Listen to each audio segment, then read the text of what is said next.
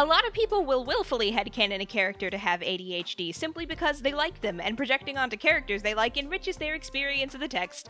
But I am not one of those people. If I straight up start assigning pieces of me as sticky and unwieldy as the many status effects inflicted upon my brain to fictional characters as an expression of affection for them, I start to lose clarity, and I value my clarity far too much to let that happen. This is why all of my ADHD headcanons are purely evidence-based. So believe me when I say MK is one of the most ADHD characters of all time. Like, I have a top 5, he immediately got a place there after Impossible Delivery. While I could spend some time enumerating my evidence for MK having ADHD, that's gonna have to be the baseline assumption we all go into this with. Pigsy and Tang are simultaneously married and divorced, Neja is a magical girl, and MK and May both have ADHD. If you don't believe that, pretend you do, watch the video ironically, and keep your mouth shut. If my raw ethos isn't enough to convince you, I will be providing no alternatives. This video is not about proving the MK has ADHD allegations, it's about how MK's ADHD-ness colors how he interacts with the entire plot. Starting with his relationship to guilt. I don't know if I have stupid standards or if I just need to search harder for a wider variety of media, and I highly doubt both of those, but I have never seen the main character blames themselves and their shortcomings for things demonstrably out of their control plot executed in a satisfying way. Never. Before Lego Monkey Kid, of course. See, MK's progressive guilt complex that starts with the Lady Bone Demon and culminates in Season 4 during his battle with the Ink Demon is unique amongst this subplot structure specifically because of MK's ADHD and how it compromises MK's ability to see himself as responsible and trustworthy. In Impossible Delivery, the episode where the central plot was about MK learning the skills to properly focus his decision-making and attention, MK couldn't force a change in his chronic unfocused behavior until his job is in direct jeopardy and he goes full crisis mode to the point of hallucinating an evil forest out of pure anxiety. Do you know how badly getting into a situation like that would destroy your ability to trust yourself? Even if he did learn the skill that he needed to learn, he also learned through that and probably countless other experiences growing up that responsibility is something that has to be painfully wrung out of him and not something that he can just do. When MK says in the pilot and throughout the show, "I'm just a noodle delivery boy," he isn't making a humble little, "I'm just a friendly neighborhood Spider-Man" statement. He is saying, you shouldn't wholeheartedly trust me with this responsibility. When LBD first gets into MK's head, she exacerbates the anxiety he's been suppressing, that the reason Wukong up and disappeared on him isn't because Wukong trusts him, but because he gave up on him. MK does not think he's worthy of this responsibility because he does not view himself as trustworthy or powerful enough to do anything of value. For other protagonists who go into a guilt spiral the moment something significant enough goes wrong, it usually comes from a place of not respecting their own limits simply because they wanted things to turn out differently and cannot accept that this thing that went wrong is fully out of their hands. Frequently, this is either frustrating or not very interesting, because we as an audience cannot see how they are connecting something out of my control went wrong all the way back to I should have done better. Even with characters who are established to have a testy relationship with the idea that anything could ever not be in their control, the breaking out of the guilt spiral becomes the problem area because they either get sat down for a talk about how not everything is in our control, and they're all better now, or they just kind of keep soldiering on, and once they've fixed the thing, they might quietly become marginally more chill about their control issues, which is probably valuable to someone, I guess. But not to me! MK's guilt spiral, the reason he blames himself for the release of the Lady Bone Demon and the multiple times the city has gotten wrecked and his friends being trapped in the Purgatory Hell Scroll, is not about control. His genuine belief that he is at fault for everything that has gone wrong in the lives of his friends comes from a place of viewing himself as inherently untrustworthy and irresponsible. And heroes who are trustworthy and responsible don't let those sorts of things happen. See, A guilt complex is often a defense mechanism someone with ADHD will develop because they have learned that if something can be their fault, it is always safer to assume that it is, so that no one can sneak up and smack you with a case for why you could and should have been better like the world's cruelest ninja stagehand. Your brain will throw away information that is important for you for any reason, even when you want to remember. So you can't trust your memory. You probably forgot something important that a competent person who cared enough would have remembered. So this is your fault. Your emotions and impulses will overcome you far too easily, leading to irrational behavior that you know is bad for you in the long run. But you are the one who is responsible for your behavior. It doesn't matter if you would have made a different decision if you had better control, because you didn't control yourself, and you could have if you tried harder and thought before you acted. This is your fault. You will fail and fall through on obligations and organization, and saying "I just couldn't" isn't a legitimate excuse. The easier explanation for people to believe is simply that you don't care, or that you're stupid and incompetent, that you're not trustworthy or responsible. And why shouldn't they? You're the only one that doesn't seem to get it, so there must be something wrong with you. If you're afraid of being laughed at, the easiest solution is to laugh first so everyone is laughing with you now. If you're afraid you've done something wrong, the easiest solution is to apologize first and hope you'll get let off easy for this one. MK so easily believes that all the things that have gone wrong since the moment he picked up the Monkey King's staff and accepted the great responsibility this great power comes with are his fault, because having ADHD a lot of the time feels like having blinders and/or training weights on constantly, and when he looks back at the events of the plot in hindsight, he cannot separate something he could reasonably be expected to predict and prevent from something that is categorically not his fault. To MK, there has never been a meaningful buffer between bad, scary things I'm involved in and bad, scary things I'm at fault for. Unsurprisingly, having an attitude like this about yourself can make a person feel very powerless.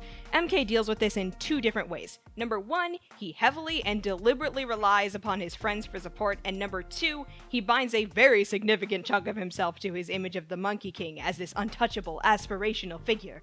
These two strategies end up swirling together into a very interesting situation when he actively befriends the Monkey King and is forced to also contend with Wukong as a person and not just an ideal. MK, like many disabled folks, relies incredibly heavily on the skills and support of his friends, and he loves them all the way down to the bottom of his little heart. The deliberately heavy-handed power of friendship statements that define the more dramatic moments of the show are clear and obvious evidence that this is not something MK or any of the other main characters need to learn. MK's friends know they are a big reason he can function in this world, and they find him simply existing as himself to be valuable and worth protecting. MK is very aware of this, and he will put his whole heart and soul into supporting and loving them right back in any way he can, usually by lending his raw enthusiasm and willingness to follow directions to their various endeavors. By being involved with and relying on his friends, he is giving himself sanctuary from the lack of agency and self-esteem his life would otherwise be completely consumed by. And when that doesn't quite do the job to keep his mind off it, there's the Monkey King.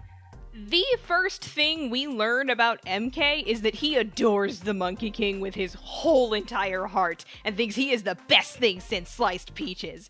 His entire default outfit is a callback to Sun Wukong. He models his identity around being Sun Wukong's #1 fan because to him, the raw, sunny, heroic power Wukong exudes that convinces people to trust him and allows him to split mountains in half is the thing that will allow him to be the person he wants to be instead of this powerless kid who can't even deliver noodles without a disproportionate amount of difficulty.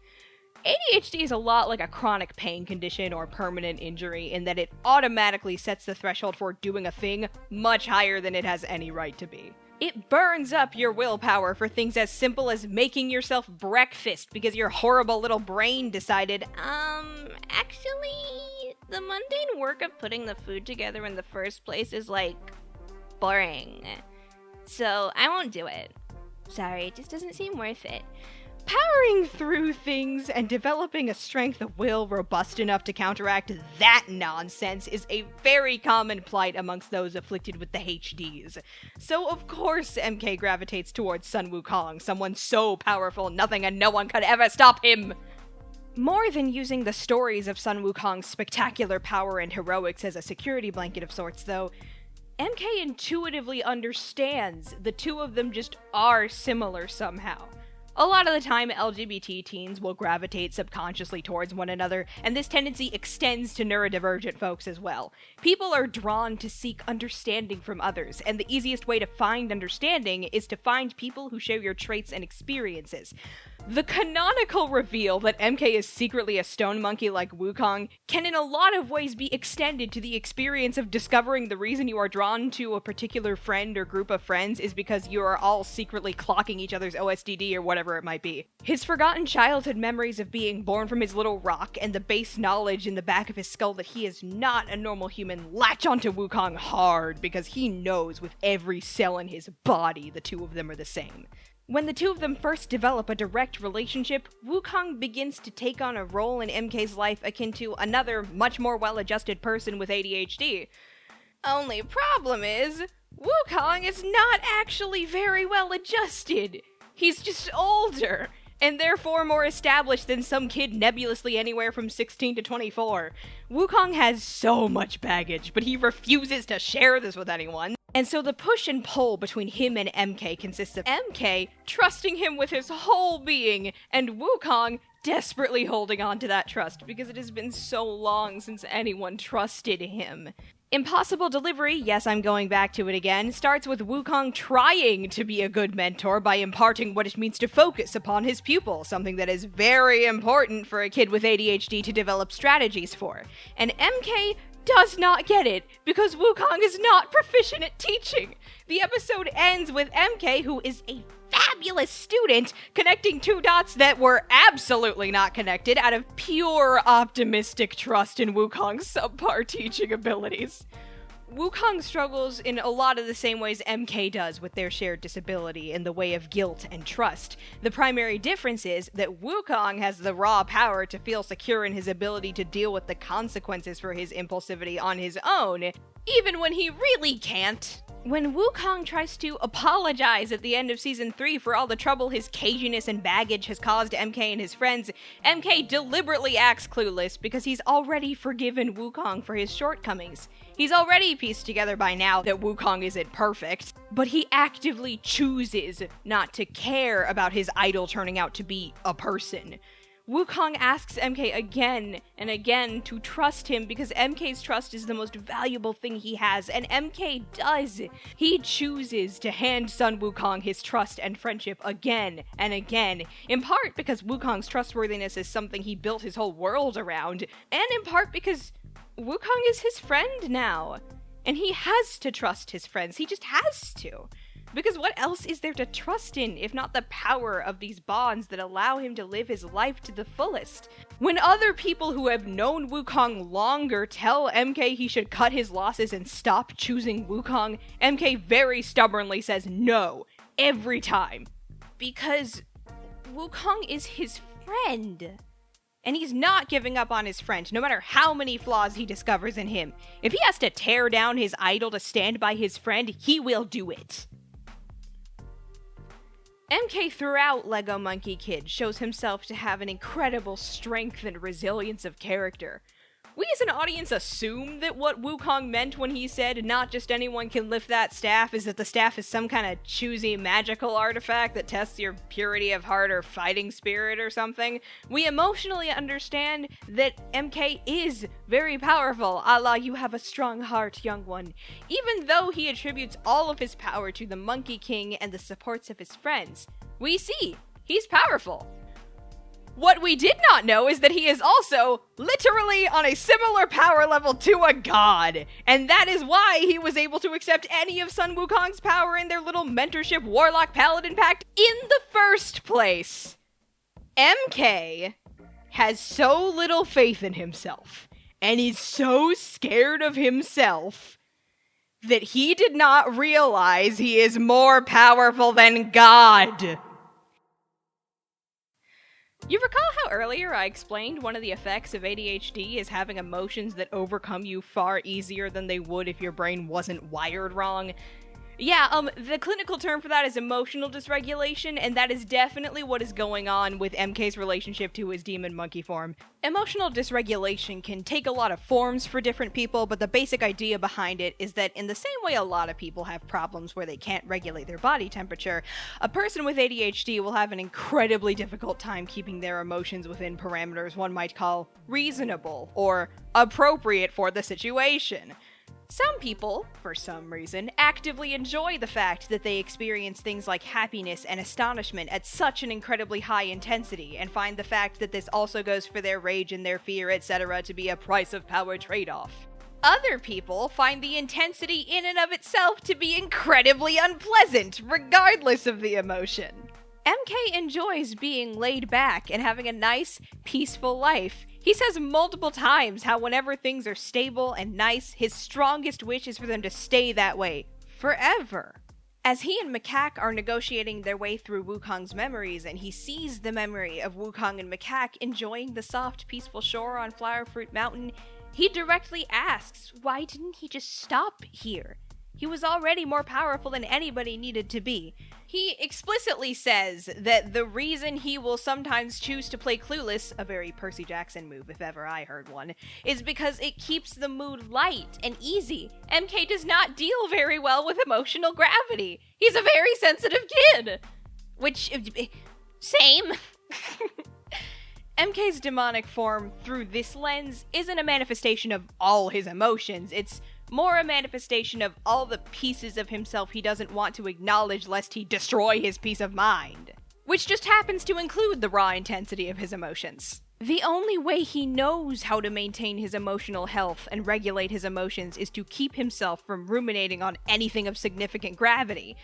That's another feature of ADHD. Rumination is a slippery slope sucking tar pit of a thing that's very difficult to contend with. Because even when you are incredibly careful about it, sometimes your brain will simply loop a thing again and again and again and again, no matter how hard you try to switch tracks. This is why anxiety and depression are comorbidities with ADHD.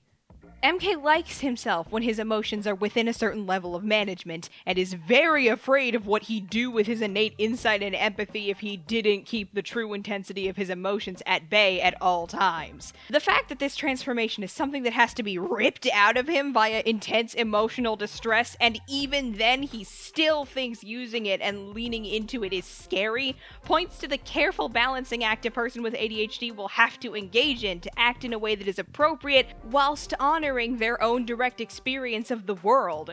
MK's emotions are something he has to force to cooperate with him, and every time they don't do that, there's this sense of danger that what's about to happen will not be good or reflective of how he wants to move through the world. In his third and final fight with Azure Lion, Azure tries to undercut MK's attachment to Wukong by calling MK's demonic form a mindless, savage animal. Azure attributing MK's emotional reaction to Wukong's failings as a teacher seems to kick off a domino of some kind in MK's mind. MK does not debunk the savage or animal parts of that statement. He says, "There's nothing mindless about me." He is angry, and he is accurate and vicious in how he denounces Azure. MK would never say these things outside of this transformation because the very act of saying them would be unsettling to him. It would be way too uncomfortable and intense to just reach through Azure's skin and tell him point blank with a furious smile on his face, "How dare you attempt to poison one of the most important relationships in my life because of your paranoid grudge? How dare you pretend to help me when you're only using me to help yourself? How dare you call yourself the good guy in a situation where you've shamelessly hurt and imprisoned people and destroyed ecosystems for your big plans?" If he had done this with Macaque when he first tried to kill MK and Wukong, this show would be very different. But the primary difference there is that Macaque says point blank to MK, "Yeah, I fully tricked you to get back at Wukong. I am entirely spite motivated. You're a good kid, by the way," which is a real shame because I eat those for breakfast. Like, Macaque manipulated MK to commit a theft and do a murder, and at no point expected MK to just forgive him and be on his side. Azure manipulated MK to blow up the world and replace it with a new one, and somehow thought they'd still be cool when he told MK he was gonna keep his mentor trapped in a purgatory hell scroll indefinitely. They are not the same. But anyway, I think it's about time we wrap up. Lego Monkey Kid is, like, really good. Oh my gosh. It's... When I first started watching it, I immediately clocked that MK was a character ripe for ADHD headcanons. However, as I said at the top, I held off on such a thing until I had more textual proof than just vibes, a trademark symbol. I like experiencing art as itself before I experience it as whatever I may attach to it. The commonality between those 5 ADHD characters of all time I was talking about are how the ADHD makes each of them both make more sense as characters and adds to their show's thematic contents, which is my favorite thing to do to a piece of art. Hinata from Healing Good Pretty Cure has multiple episodes devoted to how her inattention, impulsivity, and distractibility complicates her relationships to other people and the world at large, and it ties in really well to the thematic bent of wellness the whole show has going on. Hinata from Haikyuu I could write a whole dissertation about. You look at this boy who talks in sound effects and hyperfixates on his sportive choice and tell me he doesn't have ADHD. Try and tell me how him learning to improve his own proficiencies and work alongside a team somehow isn't inevitably affected to its core by his ADHD. Tropical Rouge Pretty Cure is literally about motivation and doing the thing that is most important right now. Do you have any idea how helpful that philosophy is as a ward against executive dysfunction? Like, do you? Do you know how important Yui Hirasawa's incredibly obvious and attentive type ADHD is to my little heart? How the first season ends on her promising herself from her past that it gets better, and there are things to be passionate about long-term in this world that seems to her filled only with things that hold her attention briefly before she forgets them and floats on aimlessly to the next. Do you know how wonderful MK and May constantly professing how important supporting your friends and never giving up on or abandoning people is, just cosmically, as a thing to put in a show that thousands of little kids are going to see? They didn't have to do that. They didn't have to make that so important and integral to the characters. They could have done anything, and they chose to emphasize that repeatedly in these very short episodes.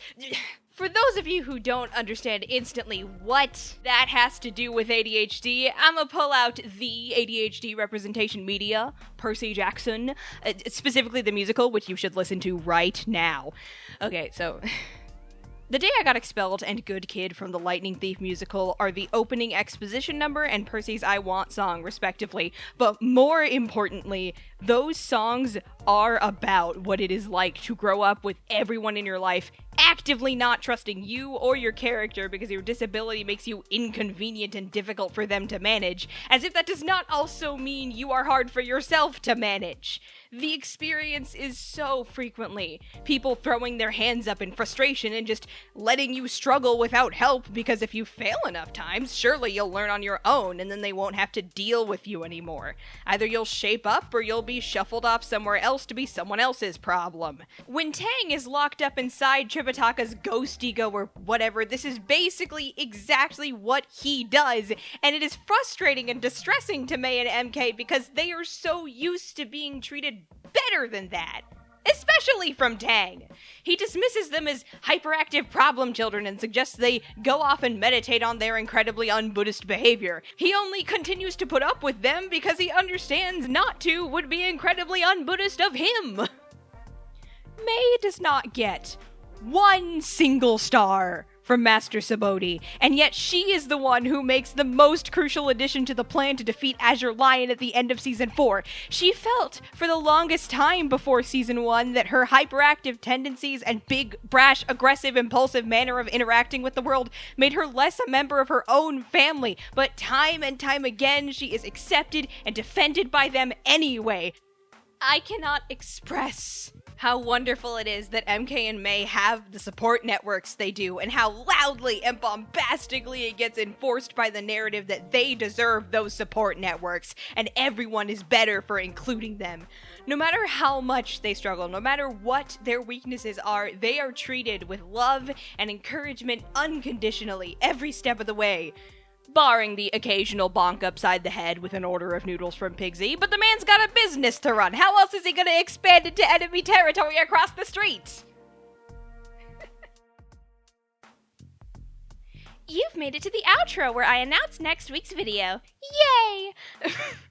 You can expect more Lego Monkey Kid and other such fare in the future, but Usagi Tsukino's birthday is coming up this Pride Month. So next week, I'm going to be doing one of the songs from Sailor Moon with original English lyrics. After that, I think I'm going to lean a little harder into my essay-based stuff. I might straight up structure things so that I upload big talky videos on Wednesdays and lighter singy videos on Saturdays, but no promises on that just yet. I want to take a moment to thank my very first inaugural Ko-Fi contributor, JJC. Thank you so much for your single American dollar. You have no idea how much that means to me. Wukong was right. Just a smidge really does make all that difference. If you want to see some of the whole paragraphs I carved out of this script for flow and cohesiveness, you too can chuck $1 at my Ko-Fi to gain access to my Kill Your Darlings graveyard. And who knows, I might resurrect some of them in later videos, and then you can point and say, I know what script that used to be from! All for less than it currently costs to buy a pack of gum in basically every US state. Okay, you've officially earned my esteem if you stuck to the end of my housekeeping. Be safe out there, and remember, if you want something, asking for it is usually the best way to obtain it. And even if it's not, it's worth a try.